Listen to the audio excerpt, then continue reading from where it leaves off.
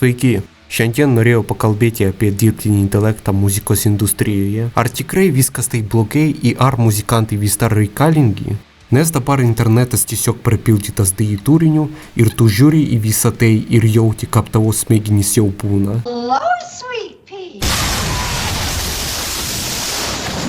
Ir tarsi mirusio interneto teorija jau tampa nebe teorija. Juk anksčiau, norėdamas kurti muziką, tu turėjai bent jau mokyti groti kokiu nors muzikos instrumentų, būti kompozitoriumi, rašyti eilėraščius, jei rašai dainų tekstus. O dabar bet kuris netalentingas žmogus, nemokantis groti gitarą, pianinu, nemokantis dainuoti, nežinantis muzikos teorijos, gali tiesiog sėdėdamas prie kompiuterių užsukti į Suno ir sugeneruoti muziką. Vis dažniau internete matau muziką sukurtą naudojant dirbtinį intelektą. Ir dar daugiau, šių sukurtų dainų autoriai jas monetizuoja ir talpina transliacijų platformose. Ir kai kurie iš jų šią muziką pritraukia keliasdešimt ar net šimtus tūkstančių klausytojų. Ne klausimų, o būtent klausytojų. Ką pasakyti, tai tiesiog Anksčiau, kad apie jų sužinotų, turėjote įrašyti demos ir siųsti juos į įrašų kompanijoms. O kol laukiate jų atsakymo, turėtumėte pasirodyti. Labai daug pasirodyti ir meltis, kad tarp minios jūs pastebėtų koks nors sėkmingas prodiuseris ir sutiktų su jumis bendradarbiauti. Dabar, norint kurti muziką, pakanka įsigyti garso plokštę, kokį nors papildinį ir DAW, tipo FL Studio arba Reaper. Ir žinoma, mokėti groti muzikos instrumentų, kuriuos save pozicionuojate. Norėdami save reklamuoti, turite nuolat kurti trumpus vaizdo įrašus ir juos talpinti tokiose platformose kaip TikTok, Instagram Reels, YouTube Shorts. Atrodytų, kad tai normali strategija, bet čia pasirodo dirbtinis intelektas, kuris pasakė, eikite su savo muzikinė patirtimi. Bet gerai, pabandykim išsiaiškinti, kas yra dirbtinis intelektas. Tiksliau sakant, tai ne visai intelektas, o skaičiavimo mašina. Tai yra bandymas surinkti visą žmonijos žinias į vieną vietą. Jis apima visą neurobiologų, fiziologų, gydytojų, mokslininkų, muzikantų ir daugelio kitų specialistų žinias. Kodėl sakiau, kai tai skaičiavimo mašina, o ne intelektas? Nes jau pagrįsta to, kas jau yra. Jis nieko savo nesukuria. Galbūt po 5 metų jį tikrai taps intelektualų ir išmoks pats kažką sugalvoti ar sukurti. Ir įsivaizduokite, Žemėje gimė kūrybingas žmogus. Kai kuriuo momentu jis nusprendžia išbandyti save muzikoje ir nusipirko savo pirmąją gitarą. Arba galbūt ją paveldėjo iš tėvo, nežinau. O iš kur tu žinai, ar tau patiks groti gitarą, ar bet kurio kitų instrumentų? Gal tai ne tau ir tu nori visą gyvenimą dirbti gamykloje? Tarkime, žmogui tai patiko ir jis nusprendžia visą savo gyvenimą susėti su muzika. Jis mokosi groti instrumentų, dainuoti, rašyti, komponuoti. Galbūt net nusprendžia stoti į muzikos mokyklą.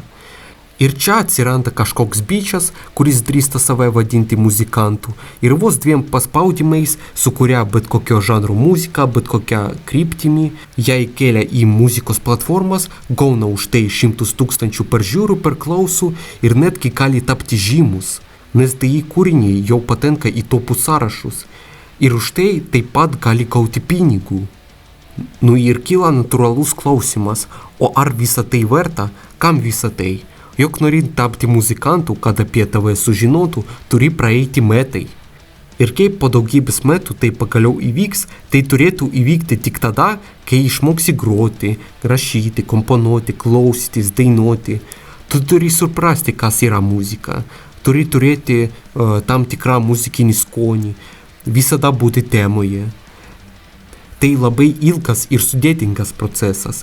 Be to, verta prisiminti, kad be muzikos yra ir kitų problemų bei rūpesčių. Tu greičiausiai esi dar jaunas vaikinas kaip ir aš. Tu studijuoji, galbūt turi kokį nors nekenčiamą darbą, nes juk reikia iš kažkur gauti pinigų ir investuoti ir tai, kad taip myli. Praeina metai ir supranti, kad muzikos užsiimti jau nebesinori.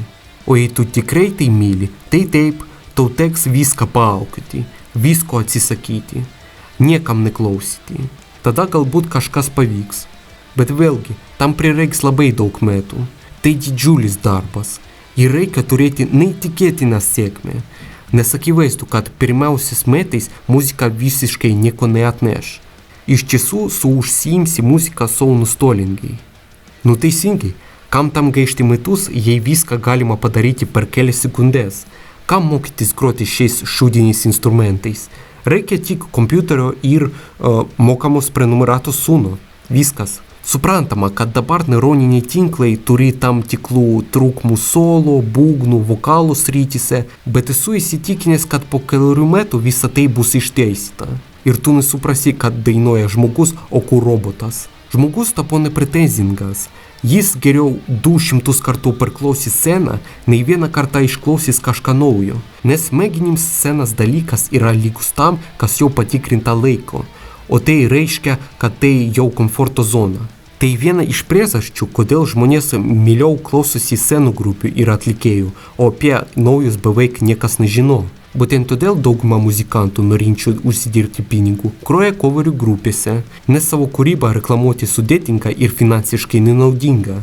Aš tai sakau nebe priežastis, aš turiu realų pavyzdį. Turiu draugą muzikantą, jam jau daugiau nei 30. Iš pradžių, kai jam buvo šiek tiek daugiau nei 20, jis taip pat sukūrė savo grupę su savo medžiaga. Deja, tai, ką jis darė, žmonėms nepatiko. Jis suprato, kaip tai toliau nebus ir žinoma, pradėjo groti coverių grupėje, grojo grupės Metallica dainas, o Metallica žinoma visame pasaulyje. Nors jis tikrai labai geras muzikantas, jis puikiai grojo gitarą, bet jo kūryba nepavyko.